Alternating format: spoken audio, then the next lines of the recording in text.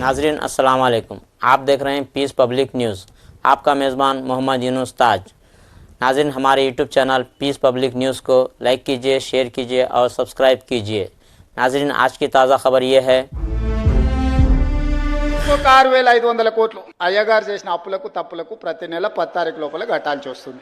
7 లక్షల కోట్ల అప్పులు చేసిండు, కాళేశ్వరం లాంటి తప్పులు చేసిండు. ఈ రెండింటి కలిపి అప్పులకు తప్పులకు కలిపి ఇష్టం ఉన్నా లేకపోయినా, నాకు నచ్చినా నచ్చకపోయినా ఆయన నాకు ఇచ్చిన నజరానా ఏందయ్యా అంటే ప్రతి నెల 6,500 కోట్ల రూపాయలు నేను అప్పులోలకు కట్టాల్సిందే. అర్ధాంతరంగా ఆగిపోయిన కాళేశ్వరం కట్టాలి, కూలిపోయిన శ్రీశైలం లెఫ్ట్ బ్యాంక్ కెనాల్ ని కట్టాలి. ఆయన కాంట్రాక్టర్లకు అగ్రిమెంట్లు చేసిండు, ఆయన కమిషన్లు తీసుకొని ఆయన వెళ్ళిపోయిండు. 42,000 పేమెంట్లు బకాయిలు పెట్టిపోయిండు ఈ కాంట్రాక్టర్లకి. ఇక విద్యుత్ శాఖ ఇవన్నీ మళ్ళీ పక్కన పెట్టాలి. ఇవన్నీ నేను చెప్తా, రాష్ట్రం దివాలా తీసిందని బయటికి చెప్తావా నువ్వు అంటాడు. ఉప్పర్ శర్వాని అందరు పరిశాని. ఎన్ని రోజులు కప్పిపుచ్చుకోవాలి? క్యాన్సర్ ముదిరిపోతుంటే నేను బాగున్నా, కండలు తిరిగినాయి, నాకు 6 ప్యాక్ ఉందని ఎన్ని రోజులు అబద్ధం చెప్పాలి నేను? ఈ రాష్ట్రానికి ఆర్థికంగా ఆయన గారు క్యాన్సర్ ఇచ్చిపోయిండు.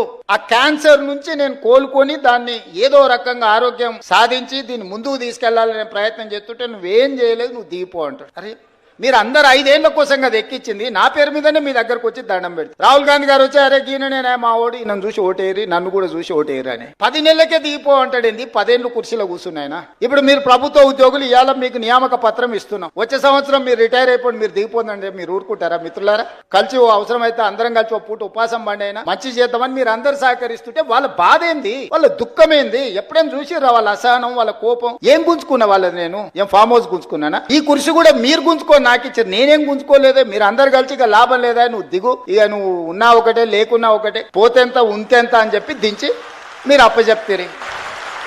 నేను పని చేయనియాలి కదా నన్ను. 60 ఏళ్ళు 70 ఏళ్ళ నుంచి నిటారుగా నిలబడి ఎన్నో తుఫాన్లకు ఎన్నో భూకంపాలకు తట్టుకొని నిలబడ్డ ప్రాజెక్టులు మేం కడితే, ఆయన గారు 1,00,000 కోట్లు పెట్టి కాళేశ్వరం కడితే కట్టుడు కూలుడు 2 అయిపోయినాయి. పనిమంతుడు పందిరేస్తానంట, కుక్కతో ఒక తలిగి కూలిపోయిందంట. దానికి మేం కాళేశ్వరం కట్టినాం, మేం కాళేశ్వరం కట్టాం. అది కాళేశ్వరం కాదురా ఆయన, కూలేశ్వరం ఎప్పుడో కూలిపోయింది. ఆయన ఏ మాత్రం సిగ్గుపడకుండా అబద్ధాలు మొత్తం ఫ్యామిలీ ఫ్యామిలీ ఫ్యామిలీ ప్యాకేజ్లో అబద్ధాలు మాట్లాడతారు. ఒక్కడనే ఏమన్నా చక్కగా మాట్లాడతాడు అంటే మీరు చూడరు. సరే ఇవన్నీ నేను చూసుకుంటా, పిల్లల భవిష్యత్తు మీరు చూసుకోరు. నా కోరిక ఒక్కటే, రేపటి నాయకత్వాన్ని ఇవ్వాల్సింది మీరే.